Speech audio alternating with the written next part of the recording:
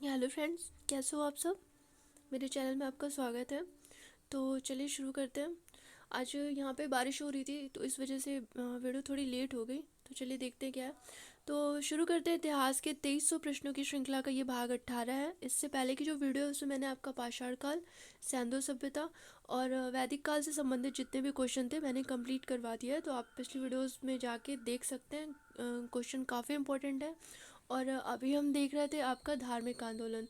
तो धार्मिक आंदोलन में मैंने आपका जैन धर्म कंप्लीट कर दिया और हम देख रहे हैं बौद्ध धर्म से संबंधित ये आपका दूसरा वीडियो है, ठीक है। तो वीडियो शुरू करने से पहले थोड़ा इसके बारे में मैं बता दूं। तो ये जो आपकी प्रश्नों की जो सीरीज़ है ये आपके जितने भी संभावित एग्जाम है जैसे कि L T grade, T G T, P G T, NET, K V S, N V S या हिस्ट्री से रिलेटेड जितने भी एग्ज़ाम हैं सभी एग्ज़ाम के लिए ये निश्चित रूप से उपयोगी होगी, क्योंकि प्रश्नों का जो लेवल है वो काफ़ी अच्छा है। और मैंने भी हर एक प्रश्न के अंदर आपको ज़्यादा से ज़्यादा बताने की कोशिश की है। मुझे जितने भी सोर्स मिले हैं मैंने सारा यहाँ पे इंक्लूड करने की कोशिश किया है। तो चलिए शुरू करते हैं। तो वीडियो शुरू करने से पहले चैनल को सब्सक्राइब कर लीजिएगा और बेल आइकन को दबा लीजिएगा जिससे वीडियो की नोटिफिकेशन आपको टाइम से मिल जाए। तो चलिए देखते हैं पहला क्वेश्चन।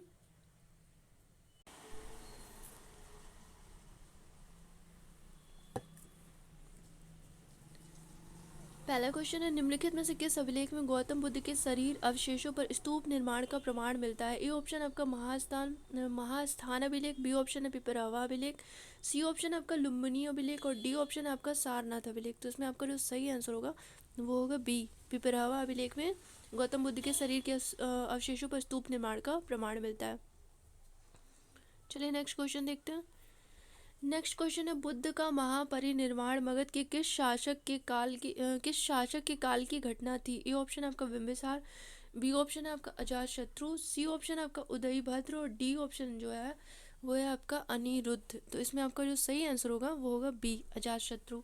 इनके बारे में मैं बता दूं तो देखो अक्सर एग्जाम में पूछता है कि ये किसका कथन है कि भगवान क्षत्रिय थे और मैं भी क्षत्रिय हूँ, इसलिए मुझे भी उनके अस्थि अवशेषों का अंश मिलना चाहिए। ये जो कथन था वो अजात शत्रु का था और ये कहाँ वर्णित है। तो ये जो वर्णित है आपका ये दिग्घ निकाय में वर्णित है। कहाँ वर्णित है? दिग्घ निकाय में वर्णित है कि भगवान क्षत्रिय हैं और मैं भी क्षत्रिय हूँ, उस आधार पर उनके अस्थि अवशेषों का अंश मुझे मुझे भी मिलना चाहिए। ये काफ़ी इंपॉर्टेंट है, आप नोट कर लीजिएगा। और अजात शत्रु के बारे में मैं थोड़ा आपको और बता दूं तो इनके बारे में बुद्ध ने बोला था कि भिक्षुओं, मगध का राजा अजातशत्रु बुरे लोगों का मित्र, साथी और सहयोगी है। तो अगर पूछ देता है कि ये कथन किसका है कि भिक्षुओं मगध का राजा अजातशत्रु बुरे लोगों का मित्र, साथी और सहयोगी है, तो ये कथन जो आपका है वो बुद्ध का है।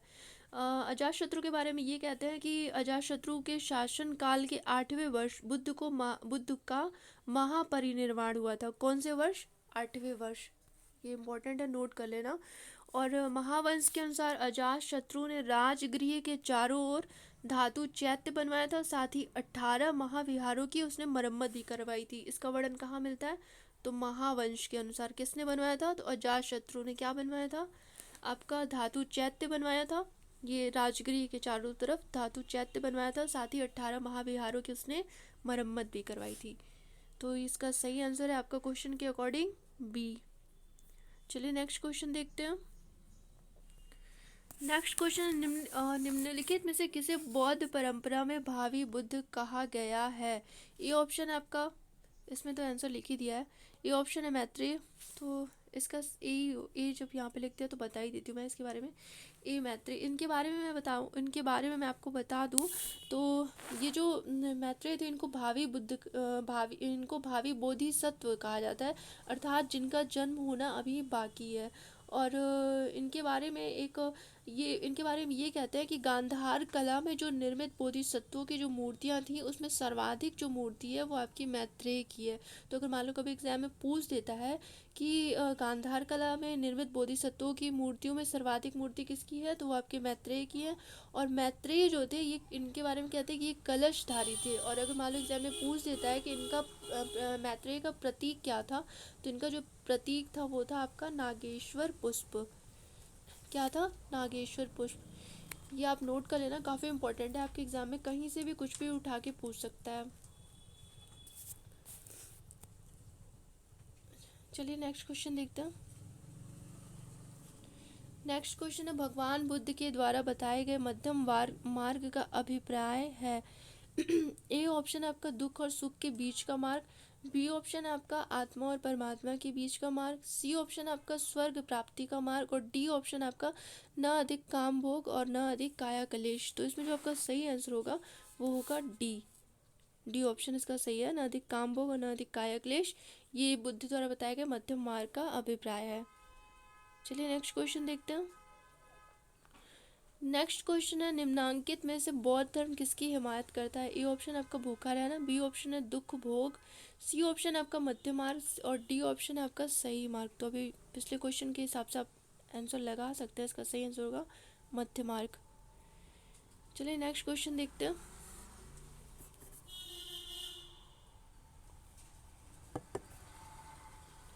नेक्स्ट क्वेश्चन है, बौद्ध धर्म के अंतर्गत माध्यमिक दर्शन के प्रतिपादक थे। ए ऑप्शन आपका नागार्जुन, बी ऑप्शन है अश्वघोष, सी ऑप्शन है आपका उपगुप्त, और डी ऑप्शन जो है आपके धर्म कीर्ति। तो इसमें जो आपका सही आंसर होगा वो है नागार्जुन, ए ऑप्शन। बैकग्राउंड में थोड़ा आवाज़ आ रहा है तो एडजस्ट करिएगा। इनके बारे में मैं आपको बता दूं तो ये जो नागार्जुन थे ये माध्यमिक या शून्यवाद का सिद्धांत इन्होंने दिया था। तो अगर एग्जाम में कभी पूछ देगा कि शून्यवाद का सिद्धांत किसने दिया था तो वो आपके नागार्जुन ने दिया था। ये काफ़ी बार एग्जाम में ये क्वेश्चन आया है, इंपॉर्टेंट क्वेश्चन है, तो इसको ध्यान रखना। चलिए नेक्स्ट क्वेश्चन देखते हैं। नेक्स्ट क्वेश्चन है, रस चिकित्सा का आविष्कार किसने किया था। ए ऑप्शन आपका वराहमिहिर, बी ऑप्शन है नागार्जुन, सी ऑप्शन है आपका आर्यभट्ट, और डी ऑप्शन जो है आपका जीवक। तो इसके बारे में मैं बता दूं, इसका जो सही आंसर होगा वो है आपका नागार्जुन, बी। थोड़ा इसके इनके बारे में बता दूं तो नागार्जुन जो थे ये रसायन शास्त्र में सिद्ध थे, और ह्वेन-सांग के अनुसार नागार्जुन जो थे वो दक्षिण कौशल में रहते थे और उन्होंने रस चिकित्सा एवं पारे का आविष्कार किया था। तो अगर मान लो कभी क्वेश्चन पूछ देता है कि पारे का आविष्कार किसने किया था तो वो आपके नागार्जुन है। और इनका ये जो वर्णन कौन बताता है तो ह्वेन-सांग बताता है। कौन बताता है? ह्वेन-सांग।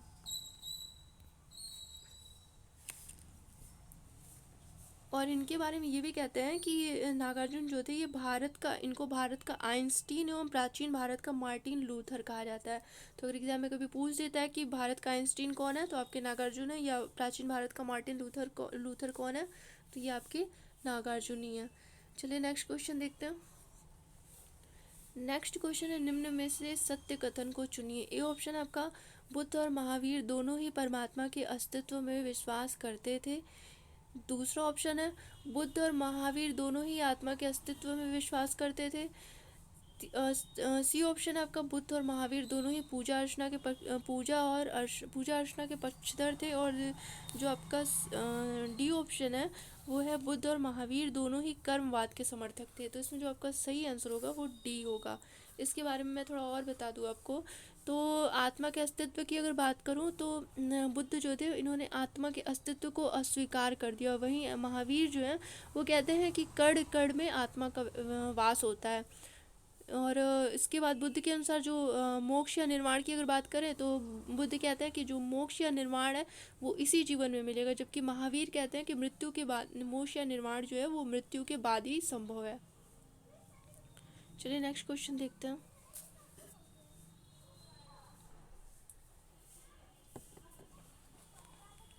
नेक्स्ट क्वेश्चन है आपका, बौद्ध संघों के आचरण के नियमों का संकलन निम्नलिखित में से किस ग्रंथ में मिलता है। ए ऑप्शन आपका विनय पिटक, बी ऑप्शन है सुत्त पिटक, और सी ऑप्शन है विदम पिटक, और डी ऑप्शन है आपका अंगुत्तर निकाय। तो इसका सही आंसर जो होगा वह है विनय पिटक।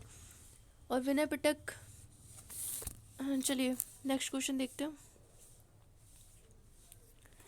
नेक्स्ट क्वेश्चन है, बुद्ध के प्रवचनों का संकलन प्रसिद्ध धम्मपद निम्नलिखित में से किस ग्रंथ का अंग है। ए ऑप्शन आपका सुत्त पिटक, बी ऑप्शन आपका विनय पिटक, और सी ऑप्शन आपका विदम पिटक, और डी ऑप्शन जो है आपका दिग्गनिका है। तो इसका जो सही आंसर होगा वो है ए सुत्त पिटक। इसके बारे में थोड़ा आपको बता दूं तो ये जो धम्मपद को बौद्ध धर्म का गीता भी कहते हैं। तो अगर मान लो एग्जाम में कभी पूछ देता है कि बौद्ध धर्म का गीता किसे कहते हैं तो वो आपका ये धम्मपद है। चलिए नेक्स्ट क्वेश्चन देखते हैं। नेक्स्ट क्वेश्चन है भगवापी कौशल को अहमपि कौशल को किस बौद्ध ग्रंथ का उद्धरण है? तो इसका ए ऑप्शन है आपका दिग्ग निकाय, बी ऑप्शन है आपका मध्यम निकाय, सी ऑप्शन जो है आपका खुद्दक निकाय और डी ऑप्शन है आपका अंगुत्तर निकाय।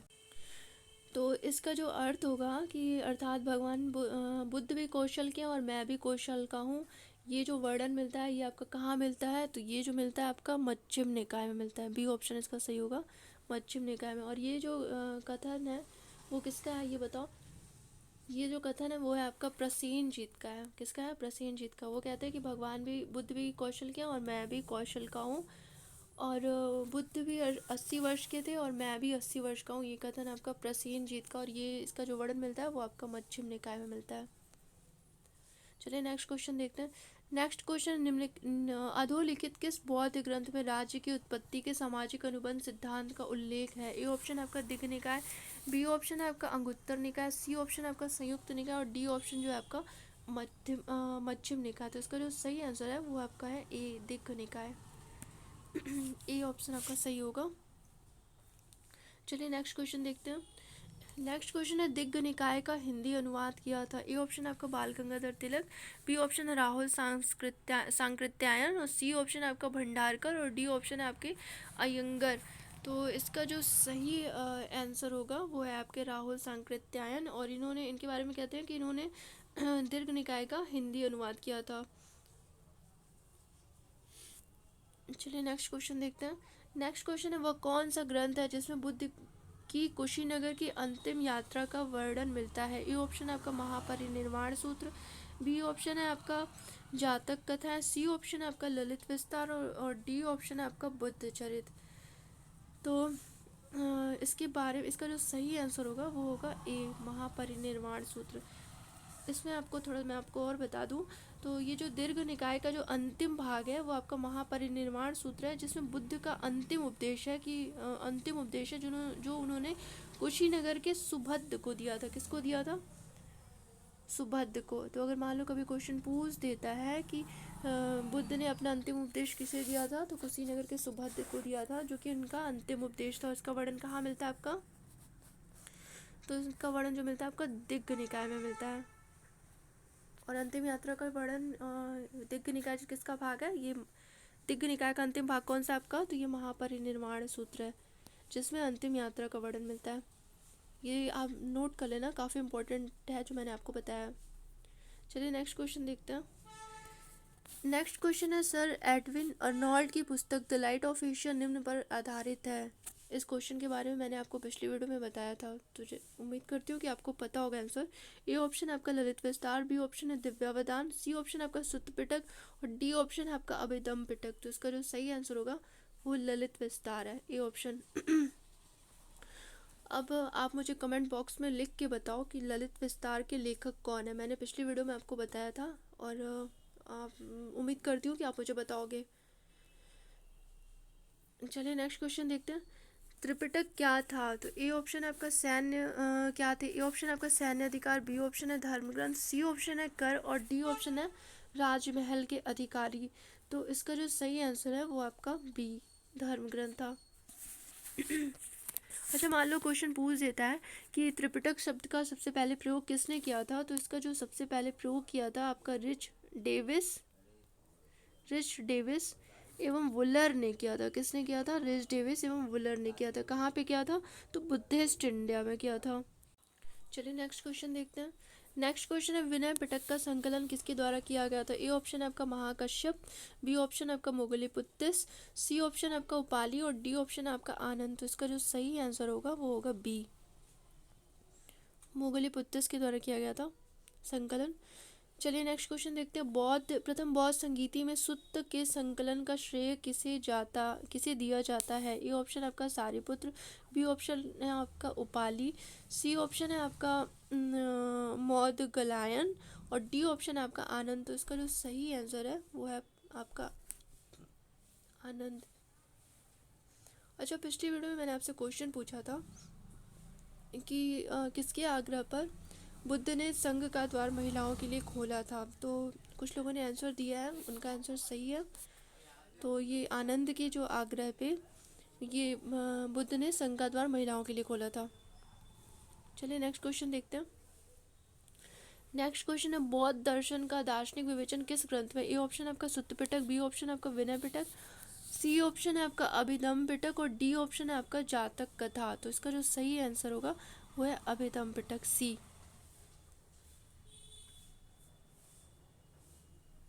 चलिए नेक्स्ट क्वेश्चन देखते हैं। नेक्स्ट क्वेश्चन है बौद्ध धर्म में त्रिरत्न क्या था? ए ऑप्शन आपका त्रिपिटक, बी ऑप्शन है सील समाधि प्रज्ञा, सी ऑप्शन आपका सत्य अहिंसा करुणा और डी ऑप्शन है आपका बुद्ध धम्म संघ। तो इसमें आपका जो सही आंसर होगा वो होगा डी। चलिए नेक्स्ट क्वेश्चन देखते हैं। बौद्धों का वह धर्म ग्रंथ जिसमें गौतम बुद्ध के पूर्ववर्ती जन्मों की कथाएं संकलित है कहलाता है आपका? ए ऑप्शन है जीविक, बी ऑप्शन है जातक, सी ऑप्शन है विनय पिटक और डी ऑप्शन जो है आपका वो है उपयुक्त में से कोई नहीं। तो इसका जो सही आंसर होगा वो होगा बी। इसके बारे में मैं आपको बता दूं तो खुद्दक निकाय जो एक खुद्दक निकाय का एक भाग जातक है जिसमें बुद्ध के पूर्व जन्मों की 550 से अधिक कथाएं दी गई। तो अगर मान लो कभी क्वेश्चन पूछ देता है कि इसमें बुद्ध के पूर्व जन्म की कितनी कथाओं का वर्णन किया गया तो 550 से अधिक कथाओं का वर्णन है। और मातंग जातक में बुद्ध को पूर्व जन्म में चांडाल के रूप में वर्णित किया गया है। और मातंग जो थे उनको बोला गया कि मातंग को अस्पृश्यता का पहला सेनानी कहा जाता है। किसको कहा जाता है? मातंग को। और ये मातंग कौन था? तो कहते हैं ना कि बुद्ध का जो उसमें मतलब कथा में वर्णित है कि पूर्व जन्म में उदयन जो थे वो मार्तंड कुमार थे और जो बुद्ध जो थे वो आपके मातंग थे। चलिए नेक्स्ट क्वेश्चन देखते हैं। नेक्स्ट क्वेश्चन है बौद्ध धर्म ग्रंथों का महान टीकाकार था? ए ऑप्शन आपका अश्वघोष, बी ऑप्शन आपका बुद्धघोष, सी ऑप्शन आपका वसुमित्र और डी ऑप्शन आपका नागार्जुन। तो इसमें आपका जो सही आंसर होगा वो बुद्धघोष।